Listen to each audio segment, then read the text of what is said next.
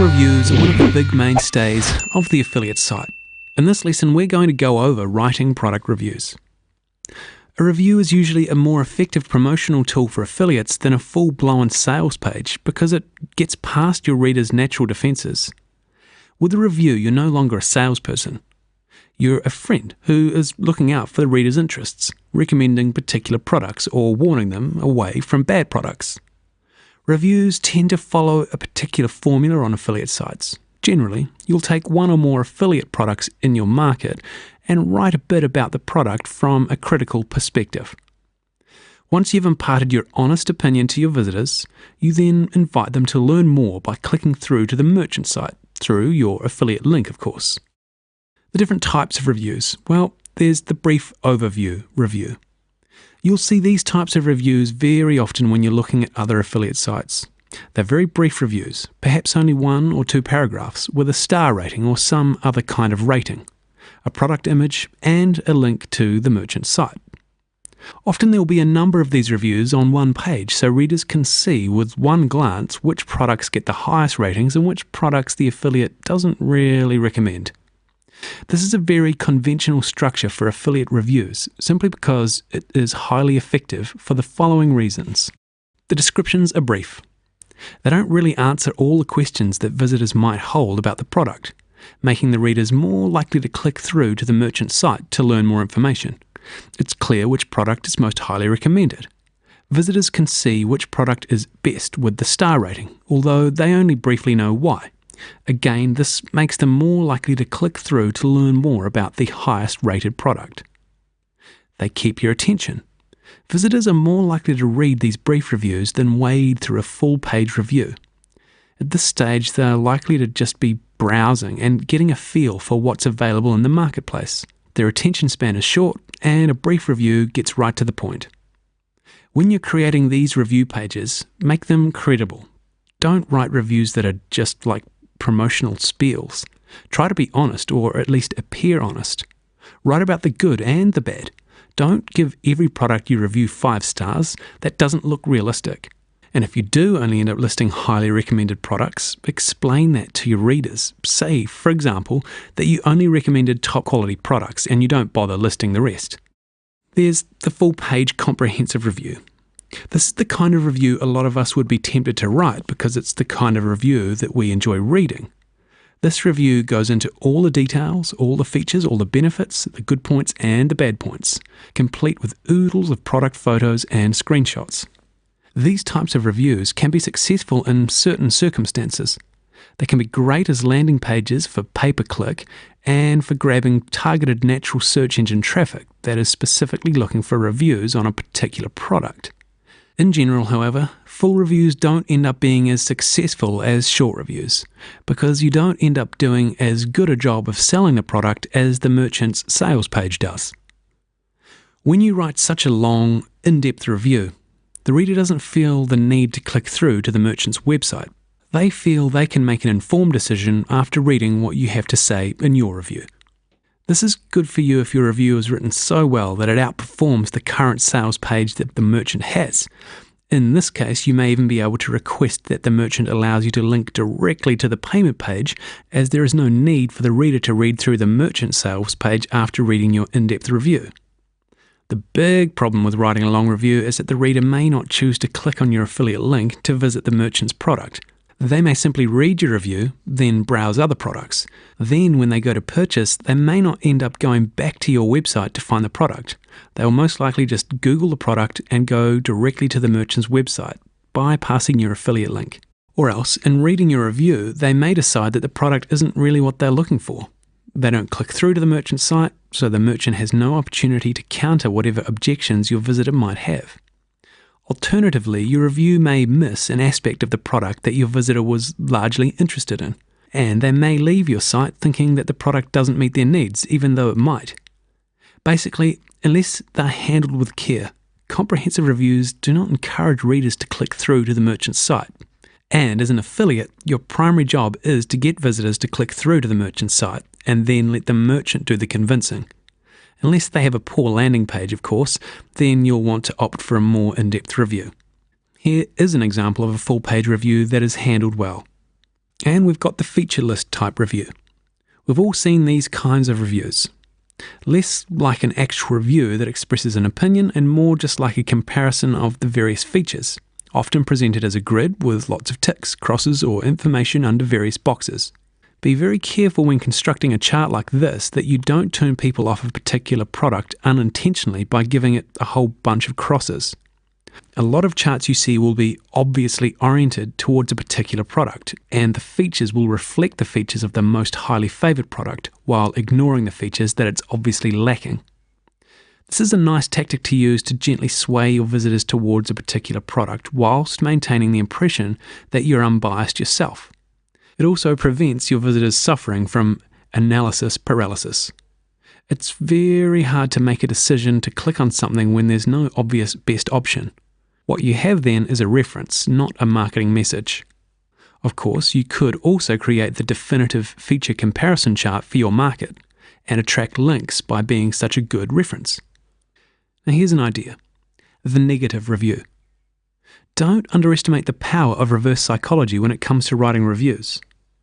Often, negative reviews can do as well, if not better, than more enthusiastic reviews of a product. By negative, we don't mean that you should completely bag the product. This product is a complete waste of time and money, don't purchase it ever, although you may want to try that at some point. Be a bit craftier. People are always interested in negative reviews of products, and if you can gain their attention with a negative slant, and then turn it around slightly to show the product in a more positive light, then it can work quite well.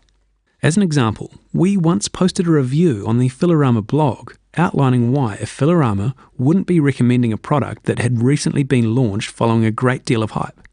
Many affiliates had jumped on the promotion bandwagon and were promoting the life out of this new product, but there was a problem. None of the affiliates had actually seen the product. The merchant had refused to give out review copies of the product to super affiliates so that they could try it before they promoted it. This typically wouldn't be a problem for most experienced affiliates who would be well versed in the art of an educated bluff. But in this instance, we posted our review under the headline, "Why I Won't Be Promoting XX Product," then proceeded to talk about how he hadn't actually seen the product and therefore did not feel comfortable recommending it, particularly at that price that they were asking anyway. We talked about how it was possible the product could be quite good, particularly if it followed in the footsteps of another product the merchant had previously created.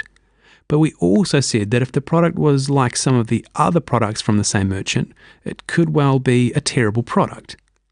The article was made more effective by telling the reader that, in any case, if they did decide to purchase the product, they could do so through a Filorama's affiliate link, and thereby earn themselves some juicy bonuses provided by us, just in case the product didn't measure up.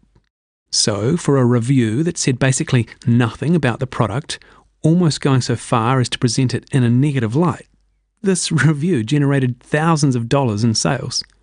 So don't underestimate the ability of a negative review to grab your reader's interest, and then get them clicking through to the merchant site. And this does raise an interesting question. Do you actually need to have used the product in order to review it? Well, the short answer is, it certainly helps. Having actually used a product gives your reviews an air of credibility. If you're reviewing high-priced products, however, it's understandable that you won't want to spend hundreds of dollars just to gain some review fodder. There are ways around this. If you're promoting information products like software or ebooks, many merchants will provide free copies of their products to affiliates if you ask nicely. You can try emailing the affiliate program manager for the site, or even better, jumping on the telephone and talking to them in person. If you've got a good track record as an affiliate and you can demonstrate that you're able to make sales for them, they'll probably be happy to give you a free copy. If this is your first experience as an affiliate, make sure your website is looking tidy and promising before you contact them. In this case, definitely consider using your wit and charm on the telephone. It shows you're serious, and it's much harder to refuse somebody on the phone. There are some merchants who won't provide free copies to affiliates no matter what their credentials are, so don't be too offended if you do get knocked back. If all this seems just too much hassle, you might try bluffing your way through a review, particularly if the review is just a short one. Remember that your goal is just to arouse enough curiosity in your visitors to get them clicking through to the merchant site. You don't need to go into a lot of detail. So here are some tips for bluffers. Take a look around the internet at what other people are saying in their reviews about the product.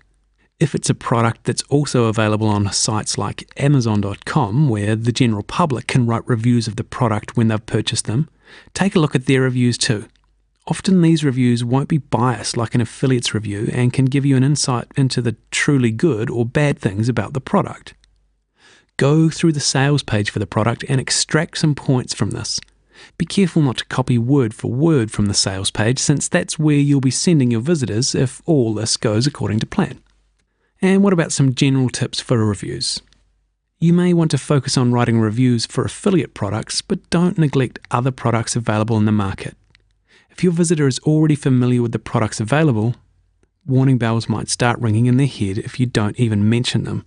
A nice trick is to give somewhat less than glowing reviews for these other products, and then at the bottom of these reviews, point towards products that you recommend more highly.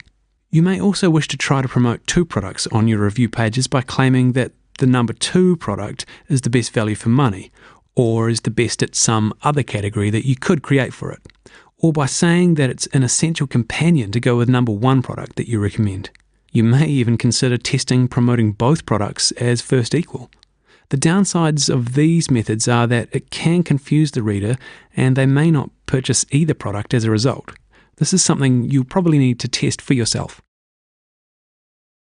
And the lesson summary. You can broadly classify reviews into a few different types. Brief reviews discuss the product very generally, giving it a ranking, and invite the reader to click through to the merchant site for more information. These can be very effective. Full-page reviews are good for the search engines, but don't tend to be so effective as the brief review. They give the prospect too much information and allow the prospect to make up their mind before clicking through to the merchant. Comparison chart reviews should also be used with care, since a prospect might dismiss a product on the basis of its cross-count. These can be skewed, though, to smile upon particular products. Negative reviews can be quite effective. They arouse curiosity and get visitors clicking through to the merchant site to see for themselves. You can often get review copies of affiliate products from the merchant if you ask nicely. And if you can't get a review copy, you can bluff your way through a review by looking at other reviews, visiting unbiased non-affiliate review sites, and checking out the product sales copy itself. So thanks for taking the time to watch and learn from this video lesson. There'll be plenty more coming up, so stay tuned and we'll see you again soon.